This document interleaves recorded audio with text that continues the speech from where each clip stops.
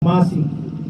Di dalam sebuah hadis yang diriwayatkan oleh Imam At-Tabarani, Rasul sallallahu alaihi wasallam menyatakan, "Inna Allah azza wa jalla, sesungguhnya Allah yang maha mulia lagi maha tinggi, farada siyama Ramadan, dialah yang mewajibkan kalian untuk mempuasakan siangnya Ramadan, min awalihi ila akhirihi, dari hari pertamanya sampai hari terakhirnya. Wasanantu qiyamahu, dan saya kata Nabi yang mensunnahkan kalian berdiri di malam-malam Ramadan untuk melakukan qiyamul Ramadan, qiyamul lail, melaksanakan sholat sunat sepanjang malam Ramadan, mulai dari malam pertama sampai malam terakhir.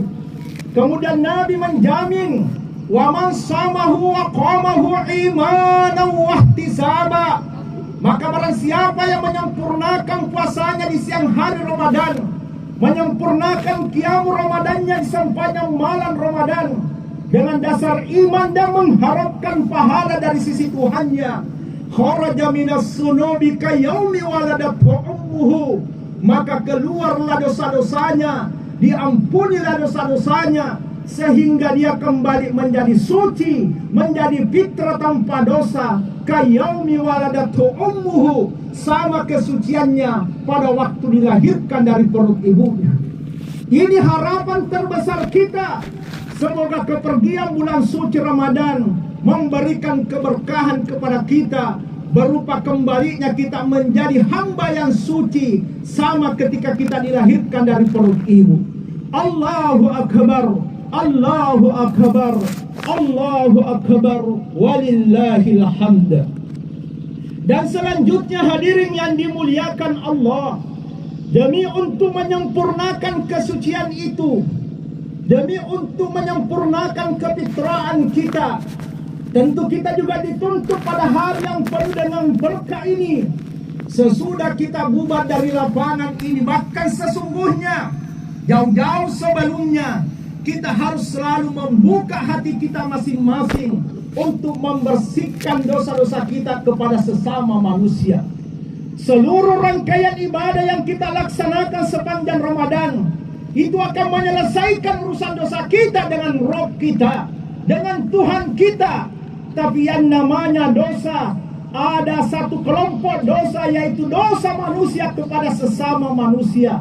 Dan ini nanti bisa terbersihkan, nanti bisa terhapuskan apabila kita masing-masing saling membuka diri, saling membuka hati untuk saling memaafkan di antara satu dengan yang lainnya.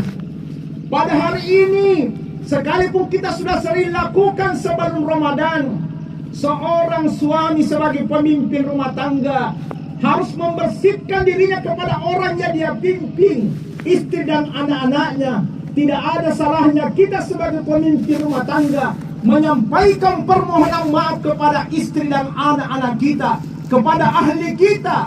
Siapa tahu selama kita memimpin mereka, ada hal-hal yang kurang berkenan di hati mereka. Ini merupakan momen yang terindah untuk urusan itu. Begitu pula seorang istri, jangan malu menggenggam tangan suaminya, memohon doanya, memohon restunya, meminta maaf terhadap kehilapan sebagai istri terhadap suaminya selama ini, supaya dosa istri kepada suami bisa disempurnakan dengan pemaafan itu. Begitu pula anak-anak kepada orang tua. Dan ini yang lebih utama, seorang anak wajib hukumnya untuk memohon maaf, meminta ridha dan restu kepada kedua orang tuanya. Bersyukurlah kalau pada pagi hari ini seorang anak masih sempat berlebaran bersama dengan kedua orang tuanya. Ini merupakan nikmat yang luar biasa, karena Allah Subhanahu wa ta'ala masih membuka suatu pintu keberkahan di hidup melalui dengan memohon ridha dan permohonan maaf dari kedua orang tua kita. Seorang anak wajib mencium tangan ibunya, bapaknya yang telah membesarkan kita, tangan ibu yang telah mengandung kita, wahnan ala wahnin, susah di atas susah, melahirkan kita antara hidup dan mati. telah menyusui kita dan menyapit kita, mengurusi kita di waktu kecil sampai kita menjadi dewasa. Jasa-jasa kedua orang tua kita tidak bisa terbalaskan dengan perlakuan apapun dari anak kepada kedua orang tuanya. Maka dengan demikian, tidak pantas seorang anak melakukan kedurhakaan kepada orang tuanya, apalagi enggan untuk meminta maaf kepada mereka terhadap kesalahan-kesalahan itu. Ingat peringatan Rasulullah di dalam sebuah hadis, ridallah fi ridal walidain wa sakhtullah fi sakhtil walidain. Keridaan Allah terhadap seorang anak tergantung keridaan kedua orang tua kepada anaknya. Kalau kedua orang tua kita ridha kepada anak-anaknya, maka Allah akan meridai anak tersebut. Tetapi jikalau kedua orang tua kita murka terhadap anak-anaknya, maka anak itu akan dimurkai oleh Allah. Begitu pula orang tua, jangan sampai ada yang menutup pintu hatinya untuk dendam kepada anak keturunannya. Jangan sampai kenakalan anak-anak kita, kehilapan anak-anak kita diberikan sifat dendam yang tidak membangun. Anaknya sudah dengan tulus hati datang memohon maaf kepadanya, lalu dia tidak rela untuk membuka pintu maaf terhadap anaknya. Ini juga merupakan kesalahan orang tua terhadap anak, karena tidak menutup kemungkinan anak-anak kita melakukan kedurhakaan karena kita sendiri yang tidak sempurna menjalankan kewajiban kita kepada anak sebagai orang tua. Maka dengan demikian, pada hari yang penuh dengan berkah ini, marilah kita semua membuka pintu hati-hati kita untuk saling memaafkan. Maafkan kesalahan-kesalahan tetangga kita, maafkan kesalahan teman-teman kantor kita, teman-teman kerja kita, dan seluruh handai tolan, baik secara langsung maupun tidak langsung. Mari kita bertekad dan berusaha untuk membangun ukhuwah Islamiyah yang kuat di antara kita, membangun persaudaraan dan rasa cinta di dalam kehidupan sosial bermasyarakat, sebagaimana yang diperintahkan oleh baginda Rasulullah SAW. Nabi mengingatkan kepada kita, la yu'minu ahadukum hatta yuhibba li akhi ma yuhibbu li nafsi. Tidaklah seseorang di antara kalian beriman kepada Allah sebelum kalian mencintai saudaramu sebagaimana engkau mencintai dirimu sendiri. Mari kita memandang seluruh kaum muslimin sebagai saudara kita, dan memang dia adalah saudara kita. Innamal mu'minuna ikhwah. Seluruh orang-orang mukmin itu adalah bersaudara. Kita telah dipersaudarakan oleh Allah, maka wajib hukumnya kita hidup saling mencintai di antara sesama muslim. Bahkan lebih daripada itu, non-muslim pun kita wajib menyayangi, mencintai dan menghormati mereka selama mereka tidak mengganggu kita dalam menjalankan keyakinan kita. Ini yang terpenting pada diri yang mulia. Begitu pula kepada kita tokoh-tokoh masyarakat, mesti harus memberikan contoh kepada umat bagaimana membangun ukhuwah yang rapat di antara kita. Jangan sampai tokoh-tokoh agama, para dai, para azatis, para murabbi, justru kita yang memberikan contoh perselisihan yang deras. Akhirnya umat tapi sambawa juga mencontoh-contoh murabbinya hidup bermusuhan. Ini tidak sedikit kondisi seperti terjadi di mana-mana. Akhirnya terjadi perpecahan umat antara satu kelompok dengan kelompok lain bermusuhan, antara satu kelompok dengan lain itu tidak saling bersahabat, satu kelompok dengan kelompok yang lain bahkan mereka tidak saling menjawab salam. Ini tidak ada contoh sama sekali pada kehidupan baginda Nabi dan para sahabat-sahabatnya. Perbedaan boleh ada, dan itu pasti ada sampai datangnya dunia kiamat dan lain-lain sebagainya. Namun kita harus tetap mendahulukan ukhuwah Islamiyah di balik dari para perbedaan itu. Marilah kita sebagai seorang ustadz, sebagai seorang mubalik, sebagai seorang murabbi, memberikan contoh kepada umat bagaimana cara merakit ukhuwah Islamiyah yang sempurna supaya umat ini teduh hatinya untuk juga hidup bersaudara. Allahu Akbar, Allahu Akbar, Allahu Akbar, walillahil hamd. Selanjutnya hadirin yang dimuliakan Allah, pada kesempatan yang baik ini Saya ingin mengingatkan pada diri saya dan kepada kita semua. Mari kita bangkit melakukan pembinaan dan mendakwakan Islam ini, supaya agama yang kita cintai ini betul-betul bisa menjadi rahmat di dalam kehidupan kita sebagai seorang muslim dan di dalam kehidupan sosial bermasyarakat secara umum. Melakukan perubahan itu tidak perlu besar-besaran. Perubahan itu mesti diawali dengan perubahan diri pribadi. Kemudian kita melangkah kepada kehidupan rumah tangga kita. Ingat firman Allah di dalam surah At-Tahrim, surah ke-66 urutan ayat ke-6. Allah Subhanahu wa taala mengingatkan kepada kita orang-orang yang beriman. A'udzu billahi minasyaitonir rajim. Ya ayyuhalladzina amanu, wahai kamu sekalian orang-orang yang beriman, qu anfusakum wa ahlikum nara. Jagalah dirimu sebagai seorang pemimpin, jagalah dirimu sebagai pemimpin rumah tangga, jagalah dirimu, wa ahlikum, dan jaga pula keluargamu, orang-orang yang kau pimpin dalam rumah tanggamu, istri dan anak-anakmu, an-nar, dari api nerakanya Allah Subhanahu wa taala. Para ahli tafsir menyatakan bahwa kewajiban yang paling utama di seorang pemimpin rumah tangga yang nanti dia akan diminta pertanggungjawabannya di hadapan Allah, dan seorang pemimpin rumah tangga tidak akan pernah lolos dari pertanggungjawaban terhadap seluruh orang-orang yang ada di dalam rumah tangganya. Kullukum ra'in wa kullukum mas'ulun ar-ra'iyah. Tiap-tiap kalian pemimpin dan akan ditanya tentang apa yang kamu pimpin. Seorang bapak rumah tangga akan ditanya tentang istri dan anak-anak yang dia pimpin di dalam rumah tangganya. Maka jauh-jauh sebelumnya Allah Subhanahu wa taala menyayangi kita dan mengingatkan kita semua. Qu anfusakum wa ahlikum nara. Jagalah dirimu dan orang-orang yang kau pimpin, istri dan anak-anakmu, dari api nerakanya Allah Subhanahu wa taala. Jadi tugas pokok kita sebagai pemimpin rumah tangga sesungguhnya bukan mencari nafkah untuk makan dan minum istri kita, anak-anak kita. Itu bukan tugas pokok.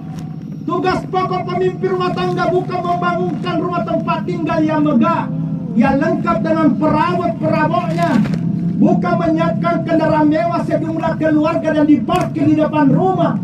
Itu bukan tugas pokok kita sebagai pemimpin rumah tangga. Tetapi tugas pokok kita sebagai pemimpin rumah tangga adalah bagaimana melakukan kepemimpinan agar diri kita, istri kita, dan anak-anak kita terhindar dari sebuah musibah yang paling dahsyat, yaitu asap nerakanya Allah Subhanahu wa taala. Sehingga seorang pemimpin rumah tangga yang berhasil memimpin rumahnya bukanlah seorang pemimpin rumah tangga yang sukses membangun rumah yang megah lengkap dengan perabotnya.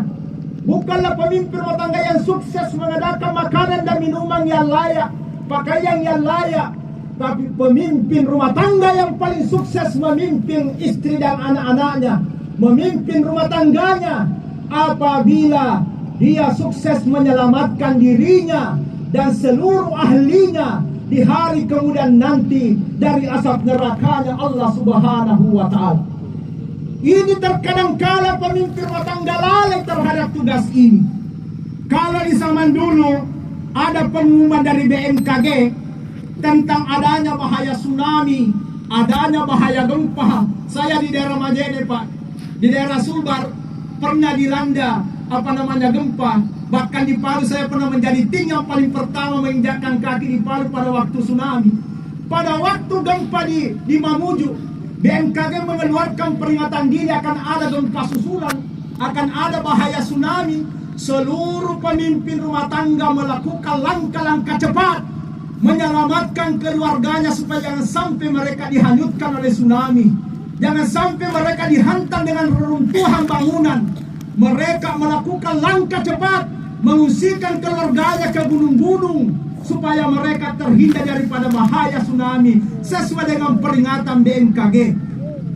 Namun sangat aneh dan lucu, banyak pemimpin rumah tangga sudah diingatkan oleh baginda Nabi 14 abad yang lalu tentang bahaya tsunami yang tidak bisa dihindari. Namanya tsunami neraka. Itu tsunami yang paling berbahaya, goncangan yang paling berbahaya, yang jauh lebih dahsyat daripada tsunami dunia, yang jauh lebih dahsyat dibanding gempa bumi berapa skala Richter pun. Api neraka itu adalah ancaman yang paling mengancam perjalanan hidup kita.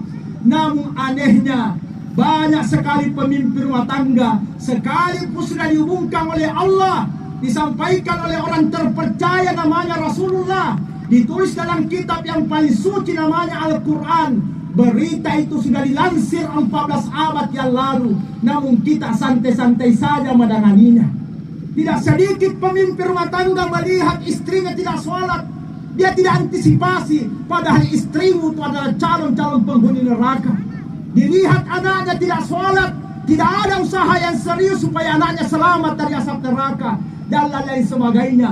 Mereka menganggap neraka itu suatu ancaman yang tidak real di hadapan mata mereka. Pada hari ini berita disampaikan oleh orang terpercaya baginda Rasulullah SAW. Bukan kita mengabaikan orang-orang BMKG, tapi dia juga manusia biasa, hanya prediksi, bisa benar bisa salah. Tapi kalau Al-Quran sadaqallahul azim, beritanya pasti benar. Dan sebuah kekafiran bagi seorang muslim kalau meragukan berita dalam Al-Quran. Tapi faktanya di dalam kehidupan sehari-hari, rumah tangga kita terancam tsunami neraka, rumah tangga kita terancam gempa bumi neraka. Namun tidak ada usaha yang serius dari pemimpin rumah tangga untuk menyelamatkan seluruh anggota keluarganya dari bahaya terbesar tersebut. Maka dengan demikian, mulai saat ini sadari ini kehilapan sebelum segala-galanya berakhir. Mari kita berpanas-panas. Kalau sekiranya pun saya minta ini dibuka saja ini, biar ustaznya lebih panas dibanding jamaahnya, sesungguhnya tidak ada masalah. Mari kita bertahan, hadirin yang mulia. Saya lanjutkan bahwa program-program yang diajarkan oleh baginda Rasulullah yang mesti dipergunakan di dalam rumah tangga kita, supaya rumah tangga kita melebih di dunia ini, menjadi bola percontohan, rumah tangga percontohan, melebih mana sinindar dendre si batu bola, melebih pemimpinnya, melebih bainena, melebih anak-anak keturunannya, satu rumah tergambar kehidupan-kehidupan melebih. Mas kalian, apa program-program yang mesti kita lakukan sebagai pemimpin rumah tangga dalam rangka menyelamatkan seluruh ahli kita, menyelamatkan diri kita, istri dan anak kita dari asap nerakanya Allah? Yang pertama dan yang paling utama, bersihkan rumah tangga kita dari segala macam bentuk kesyirikan. Ini yang paling utama dulu. Sebagai pemimpin rumah tangga, wajib membersihkan rumah tangganya, membersihkan dirinya, membersihkan istrinya dan anak-anaknya dari segala macam bentuk perbuatan syirik. Luqmanul Hakim di dalam surah Luqman memberikan nasihat kepada anaknya, ya bunayya la tusyrik billah, wahai anakku janganlah engkau menyekutukan Allah, inna syirka la zulmun azim, karena kesyirikan itu merupakan kezaliman yang paling tinggi, dosa yang paling tinggi. Akbarul kabair al-isyraku billah, nenek moyangnya dosa, dosa paling ranking 1 bagi umat ini adalah menyekutukan Allah. Maka di dalam rumah tangga kita, kita sebagai pemimpin rumah tangga tampil melakukan pembersihan rumah tangga kita dari segala macam bentuk perbuatan-perbuatan syirik, baik itu perbuatan secara langsung maupun syirik keyakinan. Nah terkadang kala ini butuh pak guru dan rumah tangga tak baik deta anak-anak mantan itu musri, napi mana bainena. Dia sudah ika-ika benang-benang di tangannya sebagai penangkal-penangkal makhluk, penangkal jin dan lain sebagainya. Itu dan itu. Padahal Nabi menyatakan, man alaqa tamimatan faqad asyrak. Siapa yang menggantung tamimah, simak-simak dalam dirinya. Mohon maaf, kalau masih ada yang bawa simak-simak pergi lebaran pulang bunti sebentar. Apa kata Nabi? Man alaqa tamimatan faqad asyrak. Siapa yang menggantungkan tamimah, simak-simak pada dirinya, pada tempat kerja keluarganya, tempat penjualannya, maka ada asyrak, sungguh dia telah menyekutukan Allah. Ini butuh biasa Pak Guru Baineta Malalasa Indo anata, malalasa anata, ditislo pada di kundukung kampung yang syirik. Dikasih sima-sima, pakai ya, biasa dicerak dan seterusnya. Bahkan terkadang kala banyak penjual asima di bawah tenda di pasar-pasar mengajak orang melalui mikrofonnya untuk melakukan kesyirikan. Mas kalian yang kami hormati, ini butuh biasa paguri keluarga tamat-tamat di neraka pun Allah Ta'ala. Maka dengan demikian itu hanya salah satu bentuk contoh, dan masih banyak contoh-contoh yang lain yang mesti kita harus bersihkan segala macam bentuk kesyirikan itu dari rumah tangga kita. Karena itu merupakan sarana pertama yang paling mengancam kita untuk masuk ke dalam neraka. Ingat peringatan Allah, wa may yusyrik billah faqad harrama alaihi jannah wa ma'wahumun nar. Barang siapa yang menyekutukan Allah, diharamkan baginya masuk surga. Jadi kalau ada pemimpin rumah tangga melakukan kesyirikan, dilihat istrinya melakukan kesyirikan, anak-anaknya melakukan kesyirikan, lalu dia rida dan tidak menegurnya, berarti dia rela untuk anak istrinya tidak masuk ke dalam surga, dan rela anak keturunannya dilemparkan masuk neraka.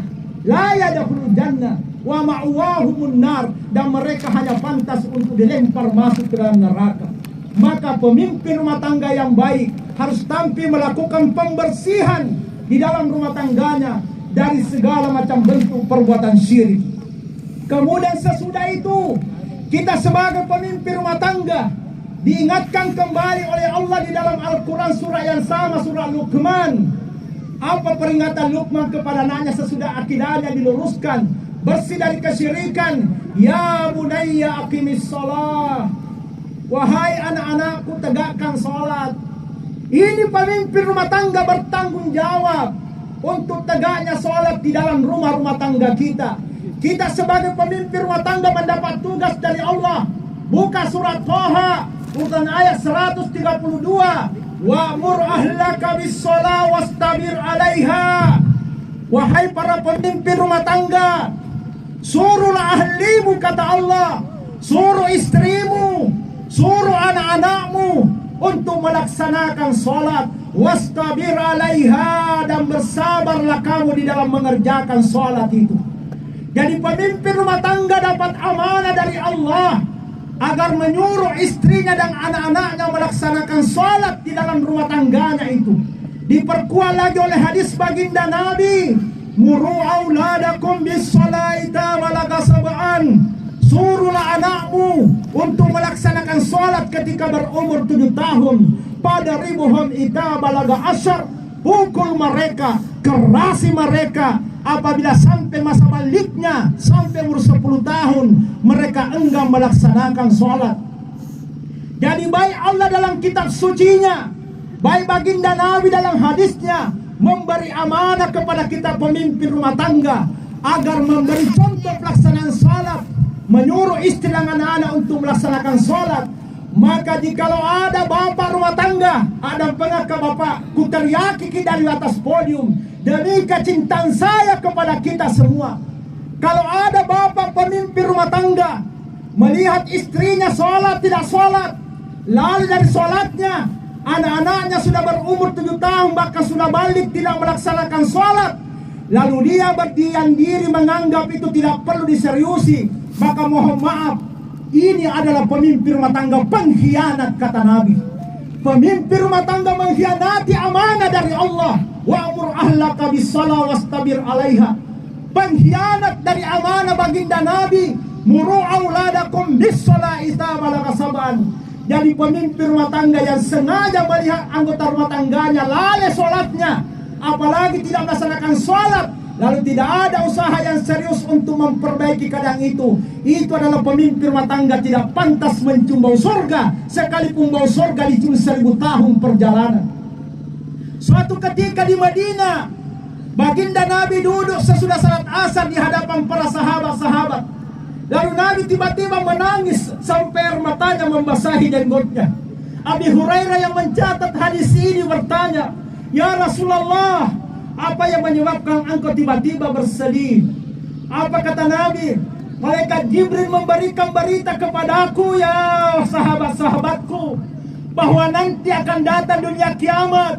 Dan sebelum dunia kiamat itu datang, ada segolongan dari umatku yang menenggelamkan ajaran agama yang kita perjuangkan hari ini. Mereka menenggelamkan Islam ini sebagaimana seorang nelayan menenggelamkan sebiji batu ke dasar lautan. Kalau bapak seorang nelayan bawa sebiji batu ke tengah laut, lalu kita lemparkan batu itu ke laut, batu itu akan terjatuh dan tenggelam sampai ke dasarnya. Apa kata Nabi? Akan datang satu golongan umatku, dia menenggelamkan ini Islam sebagaimana seorang nelayan menenggelamkan sebiji batu sampai tenggelam ke dasar laut. Abi Hurairah menangis sejadi-jadinya. Lalu dia bertanya, siapa mereka itu ya Rasulullah? Kata Nabi, seorang pemimpin rumah tangga. Dia melihat istrinya tidak sholat, maupun dia sholat tapi seadanya. Dia melihat anak keturunannya sudah balik, dia tidak sholat. Dia melakukan pembiaran terhadap kondisi itu. Inilah pemimpin rumah tangga yang paling terlaknat, kata Nabi, karena dia telah merestui Islam ini tenggelam, ditenggelamkan oleh keluarganya sendiri sampai tenggelam ke dasar laut. Hadirin yang dimuliakan Allah. Jadi jikalau kita melakukan pembiaran kondisi seperti itu, kita sendiri yang menenggelamkan Islam. Lalu Nabi menyampaikan sebuah hadis yang sangat populer yang kita hafal di pondok-pondok pesantren. As-salatu imanuddin. Salat itu tiannya agama kalian. Wa man aqama as-salat faqad aqama ad-din. Siapa yang menegakkan salat maka sungguh kalian telah menegakkan agamamu. Wa man taraka as-salat faqad khatama ad-din. Dan siapa yang meninggalkan salat maka sungguh engkau telah merobohkan dan meruntuhkan agamamu sendiri. Sesungguhnya musuh-musuh Islam yang sering berceloteh dengan mulut-mulut kotornya di media sosial, seperti ada Armando dan teman-temannya itu, Abu Janda yang selalu menghina-hina umat Islam dengan terang-terangan, bahkan minta lehernya dipotong dan seterusnya. Itu sesungguhnya tidak penting bagi kita. Tak sekuku hitam pun pengaruhnya mereka itu terhadap kejatuhan Islam. Bahkan semakin mereka menyerobot Islam dengan kata-kata kotornya, umat Islam akan semakin bersemangat untuk bangkit melakukan keislaman itu, melakukan islamisasi. Tapi terkadang kala kita tidak sadar bahwa yang meruntuhkan Islam itu bukan orang-orang yang seperti itu tipenya, tapi yang meruntuhkan Islam adalah kita sendiri dari dalam. Setiap pemimpin rumah tangga yang melihat istri dan anak-anaknya lalai melaksanakan sholat, lalu mereka tidak serius untuk memperbaiki keadaan itu, maka itulah pemimpin rumah tangga yang paling berpotensi meruntuhkan Islam dari dalam. Allahu Akbar, Allahu Akbar, Allahu Akbar, walillahil hamd. Maka sesudah hari raya Idul Fitri ini, bangkit melakukan pembinaan di dalam kehidupan rumah tangga kita. Sudah 2 poin program yang saya sudah sampaikan melalui kesempatan yang mulia ini. Jalankan program pertama, lanjutkan program yang kedua. Kemudian yang ketiga, kata Nabi, di dalam setiap rumah tangga wajib hukumnya memuliakan kitab suci Al-Quran. Hadirkan Al-Quran di dalam rumah-rumah tangga kita, Bapak Ibu. Kekuatan Islam, kemuliaan Islam, wa syaraful Islam bil Quran, kata Nabi. Ala biranna masallamnya kodi kurang lebih monroh. Kalau kita memasukkan Quran di dalam rumah-rumah tangga kita, maka rumah-rumah tangga kita akan diberkahi oleh Allah.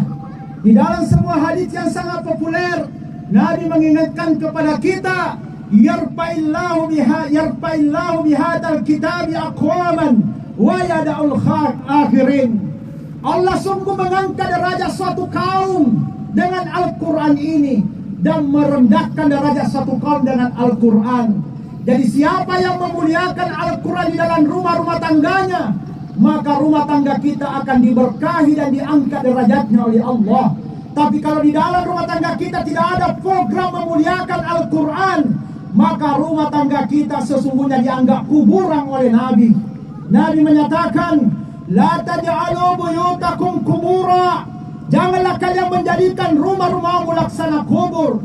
Kila sahabat bertanya, wa kaifa buyutana kuburan ya Rasulullah? Bagaimana rumah-rumah kami bisa seperti kubur? Kila maka Nabi menjawab, rumah umat Islam yang tidak dimuliakan Al-Quran di dalamnya, tidak dibaca Quran di dalamnya, tidak dipelajari Quran di dalamnya, tidak diamalkan Quran di dalamnya, tidak diajarkan Quran di dalamnya, maka rumah itu laksana kuburan, kata Nabi.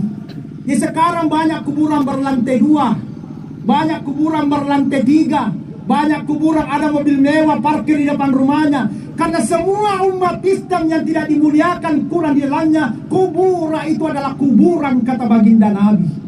Maka Bapak Ibu yang mulia, mari kita kompak satu rumah, istri, anak-anak kita dikomando untuk memuliakan Quran. Bapak harus hakul yakin, tidak ada lagi anggota rumah tangga kita melainkan sudah mampu membaca Quran dengan baik. Mulai Bapak sendiri, contohkan membaca Quran yang baik. Istri harus bisa membaca Quran dengan baik. Anak-anak kita mampu membaca Quran dengan baik. Bahkan suatu waktu bikin halaqah Quran di rumah kita sesudah maghrib sampai isya. Bapak suruh istrinya ambil Quran, anak-anaknya ambil Quran, lalu kita mengaji bersama, simak baca-baca mereka sejauh mana kebenaran hukum-hukum bacaannya. Pelajari Al-Quran di dalamnya supaya kita menjadi rumah tangga generasi Qurani. Allahu Akbar, Allahu Akbar, Allahu Akbar, walillahil hamd. Para hadirin wal hadirat sidang jamaah Idul Fitri yang kami muliakan, mohon maaf, sesungguhnya masih ada beberapa konsep yang saya ingin sampaikan pada kesempatan yang mulia ini. Saya sebenarnya tadi panjang-panjang sebenarnya rencana ceramahnya sepanjang perjalanan dari Sulawesi Barat. Kalau saya hanya orang Mangkutana atau orang Tomoni atau orang Wotu, ya pasti 2-3 menit cukup, 10 menit karena dekat nih. Sering lagi ketemu. Pas kalian, saya ini sejak tahun 2014 baru lagi sempat ke sini. Ini panitia sempat 4 tahun hubungi saya baru bisa saya tembus ke sini. Hadir yang mulia.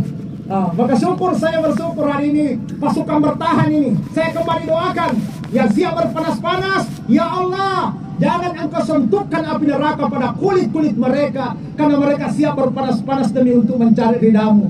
Yang mau pulang di luar daripada doa ini, yang mau pulang di luar dari doa ini, keluar dari doa saya.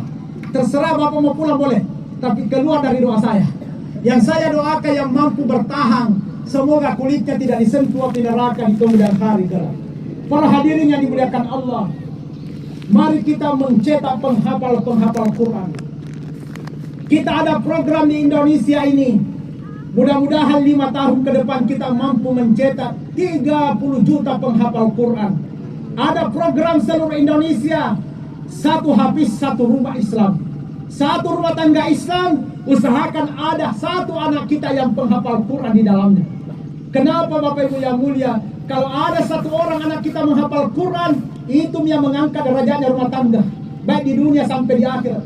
Bahkan di hari kemudian nanti, satu-satunya golongan yang mampu Bapak naik di atas mimbar cahaya, mimbarnya para nabi dan rasul. Bapak kita manusia biasa, tidak punya hak naik di atas mimbar cahaya di yaumil hisab.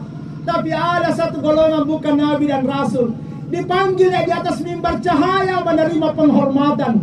Siapa mereka itu? Setiap orang tua yang memiliki anak penghafal Quran di dunia.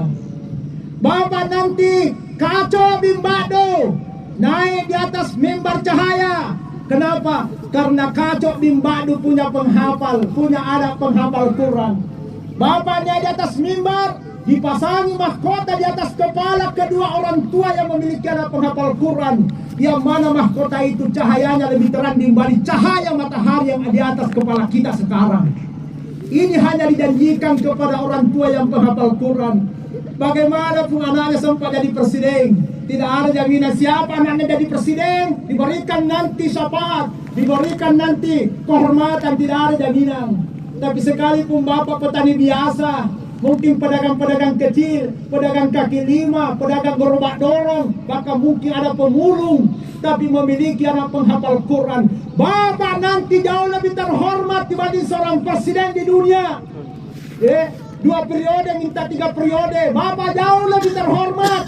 Dipanggilnya di atas podium para nabi dan rasul, dipasangi mahkota di atas kepalanya Bapak, karena Bapak memiliki penghafal Quran di dunia, memiliki anak penghafal Quran. Di mana-mana pondok-pondok pesantren sudah terbuka tahfizul Quran. Mari kita mengiring anak-anak kita ke pondok-pondok tahfiz agar mereka bisa menjadi penghafal-penghafal Quran, menjadi sumber kemuliaan bagi kita semua. Allahu Akbar, Allahu Akbar, Allahu Akbar, walillahil hamd. Sebagai kesimpulan, kesimpulan ini gembira-gembira makin sedikit, kesimpulan nih. Tapi kesimpulannya juga 1 jam.